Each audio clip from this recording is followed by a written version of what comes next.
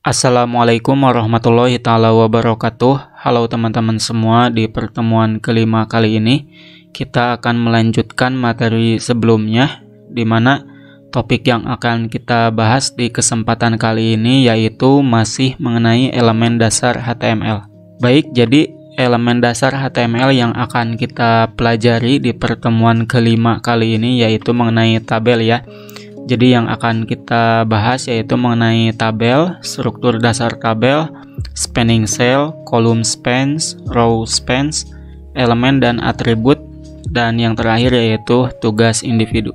Baik, kalau kita bicara mengenai tabel, ada beberapa jenis informasi yang memang harus ditampilkan dalam bentuk tabel. Contohnya ada klasemen olahraga maupun sebuah jadwal pelajaran. Nah, ketika kita akan membuat sebuah tabel, pastinya kita akan banyak bermain dengan baris dan juga kolom ya. Ketika kita ingin membuat sebuah tabel di HTML, maka kita bisa menggunakan elemen tabel. Nah, elemen tabel pada HTML ini merepresentasikan data tabular atau informasi yang disajikan dalam sebuah tabel. Tabel ini disajikan dalam dua dimensi, yaitu ada baris dan juga kolom yang berisikan sebuah data. Nah, di sini ada contohnya data sepak bola yang disajikan dalam bentuk tabel, di mana di sini ada kolom ya, kolom tim, juara, tempat kedua, tempat ketiga, tempat keempat, dan seterusnya.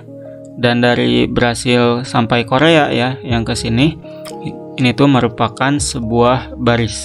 Untuk menyusun sebuah tabel di HTML, setidaknya teman-teman membutuhkan 3 buah elemen, yaitu ada elemen tabel, ada TR atau tabel row, dan TD atau TH. Nah, elemen tabel ini digunakan untuk menandakan dimulai dan diakhirnya sebuah konten tabel dan juga sebagai wadah untuk tabel itu sendiri.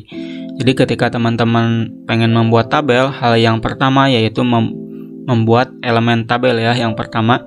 Setelah itu teman-teman gunakan elemen TR atau tabel row yang akan membuat sebuah baris baru yang di dalamnya teman-teman bisa memasukkan elemen TD maupun TH sehingga menghasilkan sebuah sel.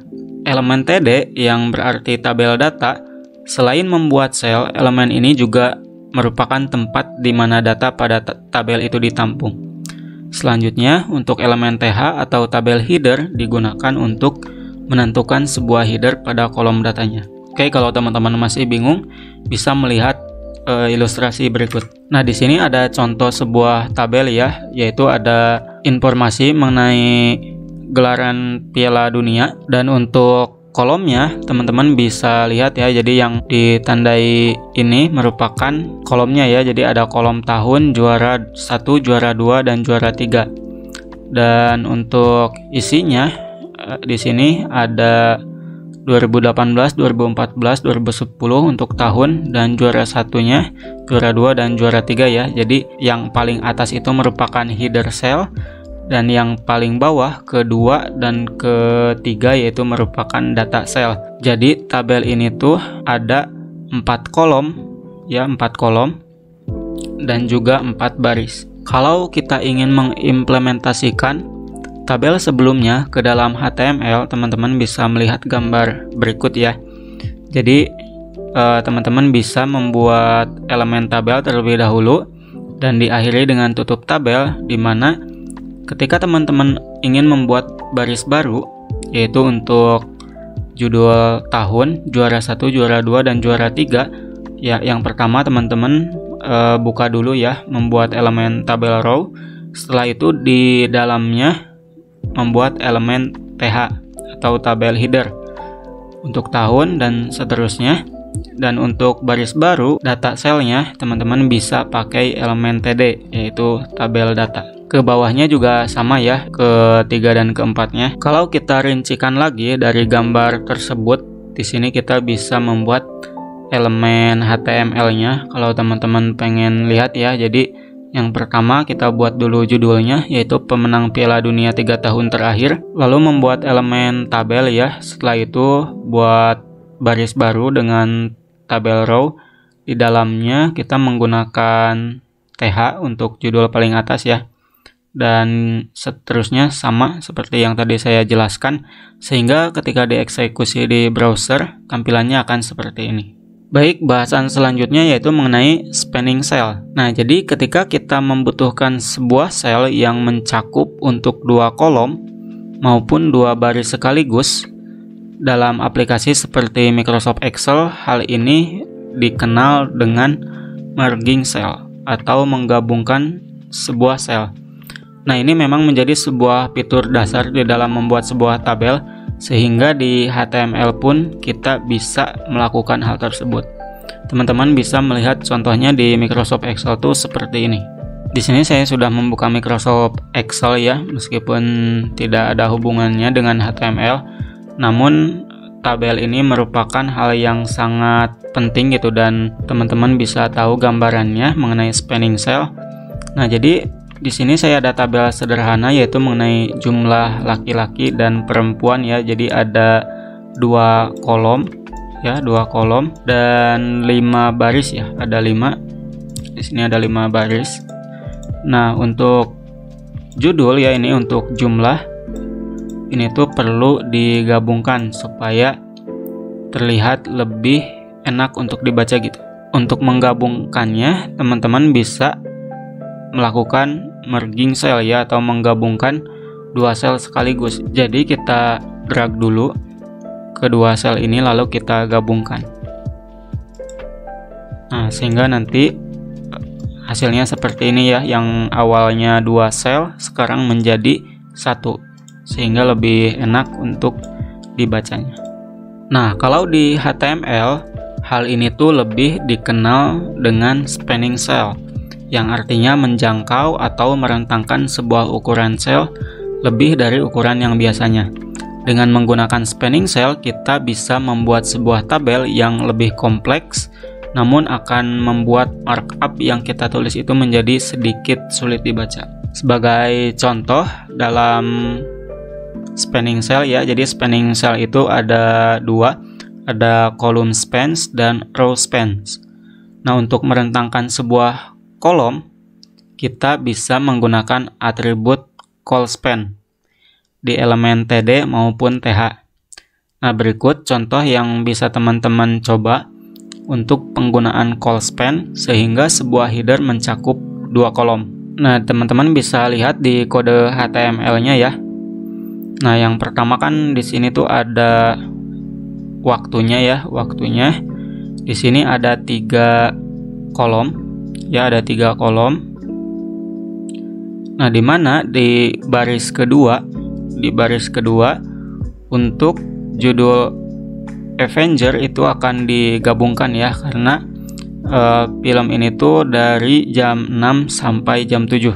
Nah, untuk menggabungkannya teman-teman bisa menggunakan atribut colspan dan nilainya mau berapa gitu yang ingin digabungkannya. Nah, sehingga di sini ditulis colspan sama dengan 2, sehingga hasilnya menjadi seperti ini ya. Jadi menyatu gitu antara satu sel dengan sel yang lainnya. Sehingga kalau misalkan kita lihat di sini ya, jadi kalau di atasnya kolomnya itu ada 3, untuk baris kedua itu cukup menuliskan 2 saja ya, karena sudah di colspan sama dengan 2. Baik, selanjutnya ada row span, merupakan kebalikan dari column spans. Nah, jadi untuk merentangkan sebuah baris, kita bisa menggunakan atribut row span. Sama seperti column spans, namun atribut ini tuh akan merentangkan sebuah sel ke bawah. Ya, kalau tadi kita pakai colspan itu ke kanan, row span ini tuh ke bawah. Nah, teman-teman bisa lihat nih di kode HTML. Nah, di mana di sini tuh ada 2 kolom ya. Ada 2 kolom, yaitu untuk waktu dan judulnya. Dan ini tuh 2 kolom 3 baris ya, 2 kolom 3 baris, dimana kolom yang pertama itu barisnya itu digabungkan dengan menggunakan atribut row span. Nah, sehingga untuk penulisannya seperti ini. Jadi cukup menuliskan di baris pertama, lalu menggunakan atribut row span sama dengan 3. Untuk waktunya jam 6 ya, jam 18. Sehingga di baris kedua dan ketiga untuk kolom ke-1 itu tidak perlu ditulis lagi ya, jadi cukup 1 aja karena sudah di row span, sudah digabungkan sehingga tidak perlu ditulis lagi. Sejauh ini kita sudah mengetahui ya, sudah belajar mengenai penerapan dasar untuk sebuah tabel di HTML. Namun selain itu teman-teman juga bisa mempelajari karena masih ada beberapa anggota elemen dan atribut lainnya yang bisa digunakan pada tabel. Nah, karena elemen ini jarang digunakan sehingga kita akan mengenalnya secara ringkas dan merangkumnya di dalam sebuah tabel. Jadi teman-teman di sini bisa dibaca aja ya. Untuk elemen tabel ada TD dan di TD itu bisa pakai atribut seperti call span, row span, dan header. Untuk deskripsinya silahkan dibaca aja. Setelah itu ada juga TH, sama seperti TD ya, bisa pakai atribut call span, row span, dan yang lainnya. Selain itu ada elemen lain yaitu ada caption, ada call group, ada tabel body, ada tabel footer, dan tabel header. Baik, sebagai latihan membuat tabel di HTML, kita akan mencoba membuat tabel seperti ini di dalam HTML ya. Jadi di sini tuh sudah mencakup antara column spans dan row span. Nah, di sini kita bisa melihat bahwa tabel ini tuh ada 4 kolom ya. 1, 2, 3, 4. Ada 4 kolom dan 5 baris ya.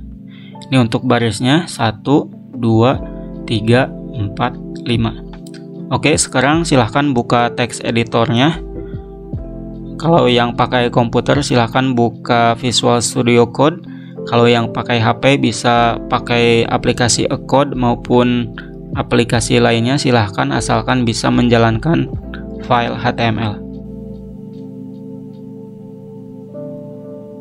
Baik, jadi di sini saya sudah masuk ke teks editor ya, dimana ini merupakan kode HTML yang sebelumnya kita buat di tugas ke-1.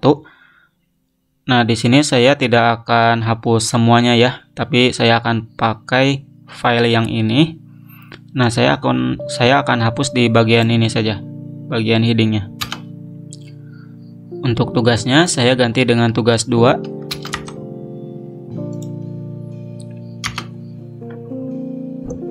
Lalu di sini kita bisa membuat elemen tabel ya. Kita buat judul aja dulu.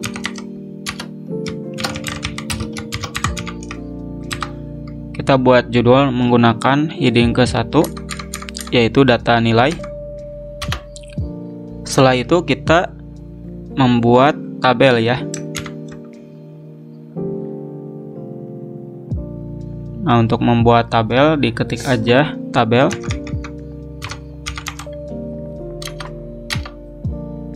Oke, jadi di sini saya akan membuat tabel yang ini ya, yang latihan, di mana tabel ini tuh ada 4 kolom dan juga 5 baris. Oke, jadi yang pertama kita buat dulu baris pertama, yaitu dengan menggunakan elemen tabel row. Ya, jadi silakan disamakan aja. Lalu ada TH ya, kita pakai TH. Isinya nama. Lalu kolom kedua yaitu nilai.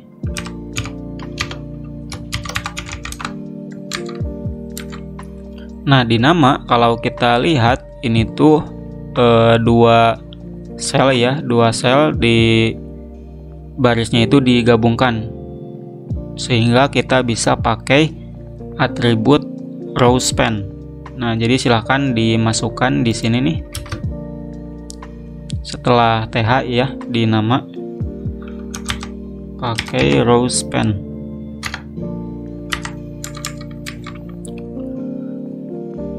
Selanjutnya kalau kita lihat di nilai juga sama ya. Jadi si selnya itu digabungkan 3 sehingga kita bisa menulis call span sama dengan 3. kalau sudah, kita buat baris baru lagi. Di sini kita langsung tulis ya pakai TH, masih pakai TH. Yaitu ada kimia, fisika, dan biologi.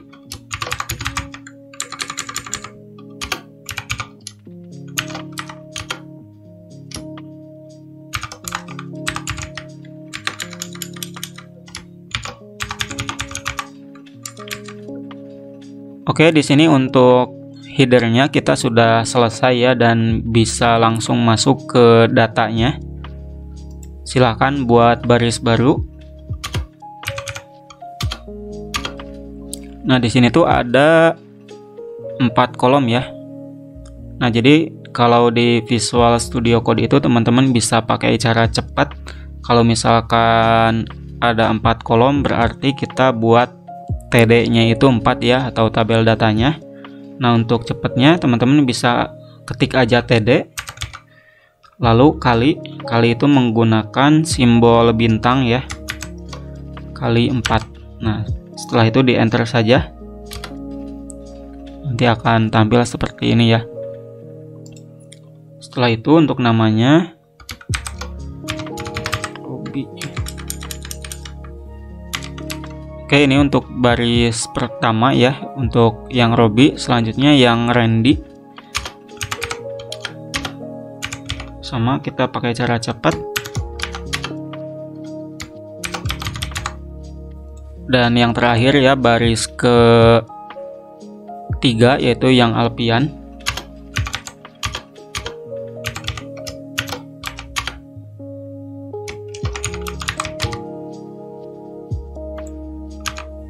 Baik, jadi di sini saya sudah mengetikkan ya kode HTML-nya. Bisa kita cek dulu. Di sini ada H1 data nilai, lalu tabel. Kita beri garis ya supaya terlihat. Itu pakai atribut border. Sama dengan 1 aja. Oke, seperti ini. Setelah itu kita buat baris baru ya, untuk nama dan nilainya. Lalu di bawahnya untuk datanya. Silahkan disamakan ya.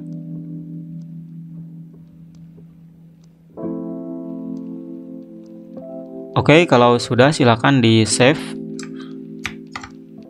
Bisa ke sini ya, di file, lalu save, atau tekan Ctrl+S. Jika sudah, silahkan dibuka aja di browsernya. Jadi di sini saya masuk ke foldernya ya. Nama filenya itu tugas 1. Oke, jadi ini adalah hasilnya ya. Baik, jadi ini adalah kode HTML-nya yang sudah kita buat, dan ini adalah tabel latihannya. Dan ini hasil dari kode yang sebelumnya kita buat. Oke, jadi ini adalah tugas individu yang perlu kalian kerjakan. Yang pertama, buatlah sebuah berkas HTML dengan menerapkan elemen tabel ya, bisa dari latihan sebelumnya yang saya praktekkan maupun contoh di teori seperti di column span maupun row span, ataupun yang lainnya boleh. Kalaupun mau semuanya juga nggak apa-apa ya. Silahkan di screenshot hasil berkas HTML-nya lalu kumpulkan di Classroom untuk pengerjaannya sampai hari Sabtu tanggal 4 September 2021. Baik, untuk pertemuan hari ini cukup sekian saja. Terima kasih, stay safe dan tetap patuhi protokol kesehatan. Semoga kita bisa cepat tatap muka ya, supaya teman-teman lebih paham juga. Terima kasih. Assalamualaikum warahmatullahi wabarakatuh.